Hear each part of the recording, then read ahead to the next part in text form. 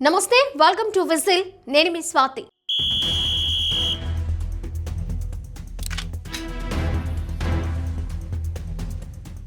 2024-25 ఆర్థిక సంవత్సరానికి సంబంధించి దేశంలోని రాజకీయ పార్టీలకు కార్పొరేట్ సంస్థలు అందించే విరాళాలు మూడింతలు పెరిగాయి.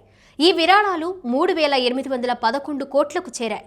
సుప్రీంకోర్టు వివాదాస్పద ఎలక్టోరల్ బాండ్స్ రద్దు చేసిన తరువాత రాజకీయ పార్టీలకు కార్పొరేట్ విరాళాలు పెరిగినట్లు స్పష్టమవుతోంది. ఇక గతేడాది వివిధ రాజకీయ పార్టీలకు ట్రస్టుల ద్వారా అందిన విరాళాలు 1,218 కోట్లుగా ఉన్నాయి. భారత ఎన్నికల సంఘం నివేదిక ప్రకారం 9 ఎలక్టోరల్ ట్రస్టులు మొత్తం 3,811.37 కోట్లు విరాళాలు వచ్చినట్లు స్పష్టమవుతోంది. వీటిలో బీజేపీ పార్టీ మాత్రమే కేవలం 3,112.50 కోట్ల విరాళాలు సాధించింది. మొత్తం విరాళాల్లో ఇవి 82% ఉన్నాయి. అలాగే కాంగ్రెస్ పార్టీకి 293.77 కోట్లు విరాళంగా లభించాయి. ఇది మొత్తం విరాళంలో 8% ఉంది.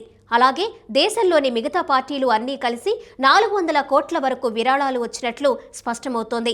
ఇక వివాదాస్పద ఎలక్టోరల్ బాండ్స్ రాజ్యాంగ విరుద్ధమని గతంలో సుప్రీంకోర్టు రద్దు చేసిన నేపథ్యంలో తరువాత రాజకీయ పార్టీలకు కార్పొరేట్ విరాళాలు పెరిగినట్లు తెలుస్తోంది.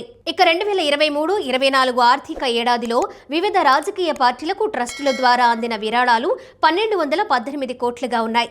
విరాళాల్లో ప్రూడెంట్ ఎలక్టోరల్ ట్రస్ట్ 2,668.46 కోట్ల విరాళాలు ఇచ్చి అగ్రస్థానంలో నిలిచింది.